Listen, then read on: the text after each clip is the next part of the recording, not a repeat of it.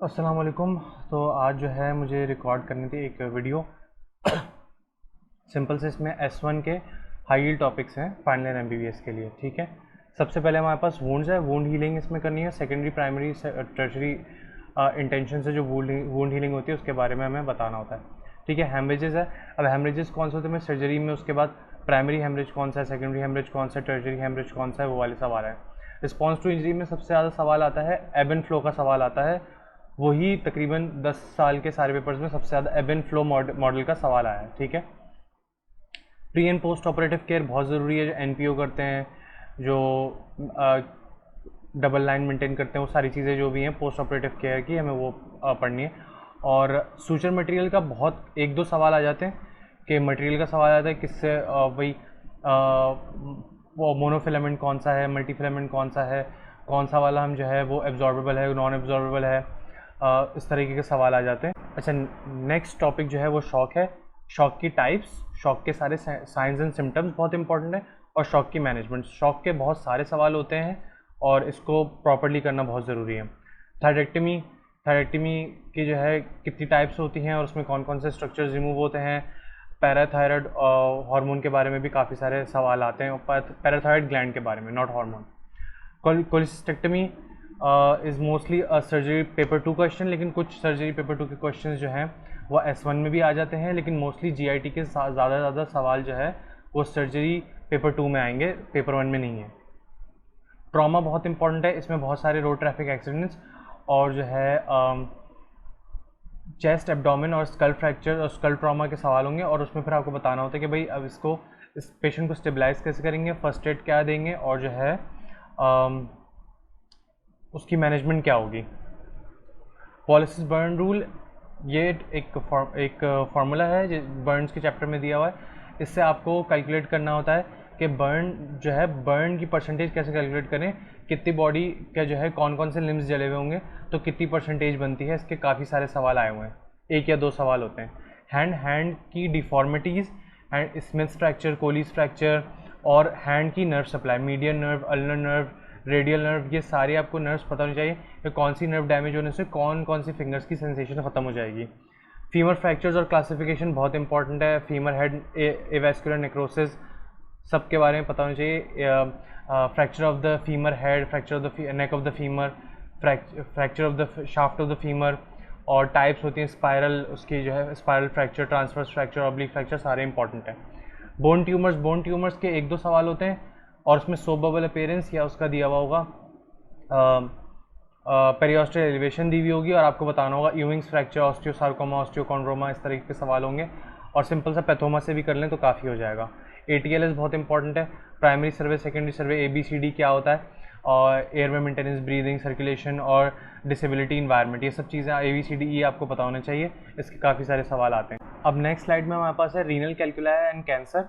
Renal, जैसे renal carcinoma, renal cell carcinoma, और उसके साइंस एंड सिम्टम्स क्या होते हैं और उसको डायग्नोज कैसे करते हैं, तो और उसकी मैनेजमेंट क्या है वो पता होना चाहिए। रीनल कैल्कुलाई कौन सी टाइप्स, सबसे ज़्यादा टाइप्स के सवाल होते हैं कि कैल्शियम ऑक्सिलेट का होता है, कैल्शियम मैग्नेट का होता है, या फिर जो है प्रोटीज वाला, किस वजह से कौन सा स्टोन बनता है और उसकी मैनेजमेंट क्या है, और कहाँ पे जाके किस यूरेटर में कहाँ पे जाके कैल्कुलाई जो है स्टक हो जाते हैं, वो बहुत इंपॉर्टेंट है। ठीक है, नेक्स्ट है स्कल फ्रैक्चर्स एंड हीमाटोमा, जैसे लीफॉर्ड्स फ्रैक्चर बहुत इंपॉर्टेंट है, और हीमाटोमा जैसे एपिड्यूरल हीमाटोमा, सबड्यूरल हीमाटोमा के बहुत सारे सवाल आए हुए हैं पेपर में। ASA classification, American society for anaesthesiologist, इसकी क्लासिफिकेशन होती है। ये फिजिकल फिटनेस जो है, जनरल एनेस्थीसिया की जो फिटनेस दी जाती है उसकी क्लासिफिकेशन है, और ये GIT में था जो भी इंपॉर्टेंट सर्जरीज हैं उसकी ASA क्लासिफिकेशन ज़रूरी है, जैसे breast, thyroid and GIT surgery के लिए बहुत ज़रूरी है। हैंड डिफॉर्मिटीज़ के बारे में तो पहले ही बात कर ली थी। इलेक्ट्रोलाइटिक इम्बैलेंसेस एंड कॉजेज, जैसे हाइपोनेट्रीमिया, हाइपोमैग्नीसीमिया, हाइपोकैल्सीमिया, हाइपोनेट्रीमिया, जो भी सारे इम्बैलेंसेस हैं उनकी क्या कॉजेज़ हैं और उसकी मैनेजमेंट क्या है वो पता होना चाहिए। ठीक है, management and complications of burn, इसमें जो है बर्न्स होते हैं तो उसको मैनेज कैसे करते हैं, फ्लूइड देते हैं, और क्या सर्जरी होती है और उसको मैनेज किस तरह की, उसकी जो है ड्रेसिंग किस तरह की जाती है, उसके सवाल काफ़ी सारे आते हैं। एपेंडेक्टमी मोस्टली ये एक सर्जरी पेपर 2 क्वेश्चन, लेकिन कुछ सवाल एक दो आ जाते हैं सर्जरी पेपर 1 में। कोगुलोपैथीज एंड ट्रीटमेंट, कोगुलोपैथी जैसे आपका कोई हीमोफीलिया है, कोई प्लेटलेट का प्रॉब्लम है, तो उसमें जो है जिसमें ज़्यादा ब्लीडिंग हो सकती है या थ्रोम्बोसिस हो सकता है, तो उसकी या डीवीटी हो सकता है, तो उसकी मैनेजमेंट क्या होगी, एम्बोलिज्म हो सकता है, उसकी मैनेजमेंट क्या होगी, ट्रीटमेंट क्या होगी, वारफेरिन कब देते हैं, कितना देते हैं, हेपरिन कितना देते हैं, किस कंडीशन में देना चाहिए, और लो मॉलिक्यूलर वेट हेपरिन कब देना चाहिए, कब नहीं देना चाहिए, वो सारी चीज़ें इंपॉर्टेंट हैं। Types of anaesthesia, epidural anaesthesia,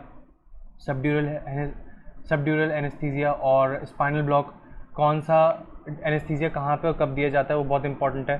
plastic surgery के बहुत कम सवाल आते हैं, फ्लैप का कोई 1-2 सवाल आ जाएंगे, बाकी इसका इतना कोई रोल नहीं है, ये इतना इंपॉर्टेंट नहीं है, स्किप भी कर दे तो कोई मसला नहीं है, लेकिन थोड़ा बहुत करना इसको ज़रूरी। फ्लैप्स के बारे में पता होना चाहिए, कौन सी सर्जरी में कौन सा फ्लैप्स जो यूज़ करते हैं।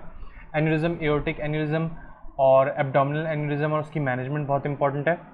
और ग्लासगो कोमा स्केल, इसमें जो है आपको इसके जो है पूरे पेपर में, बहुत सारे पेपर्स में कोई 8-10 साल के पेपर्स में कोई थोड़े बहुत सवाल होते हैं, लेकिन आपको उसमें पूरा सिनेरियो दिया हुआ होगा, आपको सिर्फ स्कोर करना होता है कि इस पेशेंट का स्कोर कितना बनेगा 15 में से। 15 हाईएस्ट होता है, 3 लोएस्ट होता है, तो आप उसको स्कोर करना होगा। क्लेफ्ट लिप एंड पैलेट की क्या कॉजेज़ हैं और उसमें जो है आपको उसकी मैनेजमेंट क्या होगी, कौन सी सर्जरी होती है, बस आपको वो बताना होगा। नेक्स्ट ये है वेरिकोज वेन्स। वेरिकोज वेन्स क्या होता है और उसकी मैनेजमेंट क्या होती है, वो बताना चाहिए। बेड सोर्स के बहुत सारे सवाल होते हैं कि भाई बेड सोर कब होता है, क्यों होता है और उसकी मैनेजमेंट क्या है। ठीक है, इंट्रावेनस फ्लूइड्स बहुत इंपॉर्टेंट है, और कौन कौन से फ्लूइड्स होते हैं, उनकी क्या टाइप्स होती हैं, उनकी क्या कोलॉइड्स कौन से होते हैं, क्रिस्टलॉइड्स कौन से होते हैं, किस सिचुएशन में कौन सा फ्लूइड देना चाहिए और उनके कॉन्स्टिट्यूएंट्स क्या हैं। ठीक है, ये बहुत इंपॉर्टेंट है। Breast surgery is also very important. Breast surgery के बारे में आपको पूरा पढ़ना है डिटेल में। ठीक है, लिवर एब्सेसिस एंड सिस्ट और इसकी ट्रीटमेंट, इसके बहुत सारे सवाल आते हैं, और लिवर एब्सेस के और सिस्ट के, तो उसको डिटेल में पढ़ना है पूरा। लोअर बैक पेन के बहुत सारे सवाल होते हैं, उसकी मैनेजमेंट क्या है वो पता होना चाहिए। न्यूट्रिशन, कब आपको टोटल पेरेंटल न्यूट्रिशन पर रखना है, आपको पेरिफेरल न्यूट्रिशन पर रखना है, तो टीपीएन पीपीएन क्या होता है, और फ्लूइड कितना देना है कितना नहीं देना, उसकी कॉम्प्लिकेशंस क्या हैं वो पता होने चाहिए। Blood transfusion and it's complications, blood transfusion के बहुत सारे सवाल आते हैं और उससे क्या कॉम्प्लिकेशंस होती हैं वो पता होना चाहिए, बहुत ज़रूरी है। स्टेजिंग ऑफ ट्यूमर, जो इंपॉर्टेंट ट्यूमर जैसे ट्यूमर थायराइड कैंसर है, जैसे रीनल कैंसर है, और इस तरीके के जो इंपॉर्टेंट कैंसर है उनकी स्टेजिंग, सबसे इंपॉर्टेंट कैंसर है उनकी स्टेजिंग पता होनी चाहिए। साइनसेस क्या होते हैं, फिस्टुलास क्या होते हैं, और रीजंस फॉर फॉर्मेशन और उसकी मैनेजमेंट क्या होती है। सही है, बेसिक पैरासाइटोलॉजी आपको पता होना चाहिए। इसमें जो है थोड़े बहुत जो हमने थर्ड ईयर में किए हुए थे उस तरीके के इसमें वो पैरासाइट्स हैं। सो नेक्स्ट टॉपिक जो है वो नेक स्वेलिंग्स का है, उसमें थायरोग्लॉसल सिस्ट और भी थोड़ी बहुत जो सबसे इम्पॉर्टेंट नेक स्वेलिंग्स हैं आपको वो करनी है। नेक स्वेलिंग सारी करनी है, जिस भी तरह की जो सबसे इंपॉर्टेंट होती हैं, जैसे ईएनटी में जो सबसे इंपॉर्टेंट थी वही वाली इधर भी सबसे इंपॉर्टेंट है, वो वाली करनी है सारी। जो लास्ट चीज़ जो बस रह गई थी, अगर आप 2017 के EMQs देखें तो वो काफ़ी परफेक्टली समराइज़ कर देता है सारे टॉपिक्स को जो कि सर्जरी पार्ट 1 में आते हैं। ठीक है, तो इसमें जैसे कि mass in right iliac fossa, disorders of haemostasis. Next इसमें आपके पास ये क्वेश्चन नंबर 3 है जिसमें फ्लूइड्स एंड इलेक्ट्रोलाइट्स हैं, सारे उसमें एबनॉर्मेलिटीज़ दी हुई हैं और वो आपको बताना है कि कौन सी वाली। नेक्स्ट पेज ये है, जैसे कि इसमें disorder of fluids and electrolytes दिया हुआ है, न्यूट्रिशन दिया हुआ है, और कौन सा तरीका यूज़ करेंगे, कौन से ट्यूब यूज़ करेंगे, वुंड हीलिंग भी दिया हुआ है। और नेक्स्ट इसमें आपके पास और लास्ट इसमें ये पेज है, इसमें जो है इसमें सारे माइक्रोबियल ऑर्गेनिजम्स दिए हुए हैं जो सबसे इंपॉर्टेंट है। इसमें इकोला है, हीमोलिटिकस है, टेटनी है, और स्ट्रेप्टोकोकस निमोनी है, डिप्थीरिया है, टीबी है, सुडोमोनास है, क्लेप्सिला है, कैंडिडा है, और स्टेफ ऑरियस के बहुत सारे सवाल होते हैं क्योंकि वो बहुत सारे स्किन इन्फेक्शंस करवाता है, तो वो बहुत बहुत इंपॉर्टेंट है। ठीक है, और इसमें आखिर में डीप वेन थ्रोम्बोसिस जिसमें हमने कोगुलोपैथीज़ में जो बात की थी, और लास्ट ये है स्टेरिलाइजेशन एंड डिसइंफेक्शन। तो ये भी इम्पॉर्टेंट है कि डिसइंफेक्शन और स्टेरिलाइजेशन कैसे की जाती है, तो ये लास्ट टॉपिक है बस। सो यही था पूरा जो है एक समरी थी ये S1 की।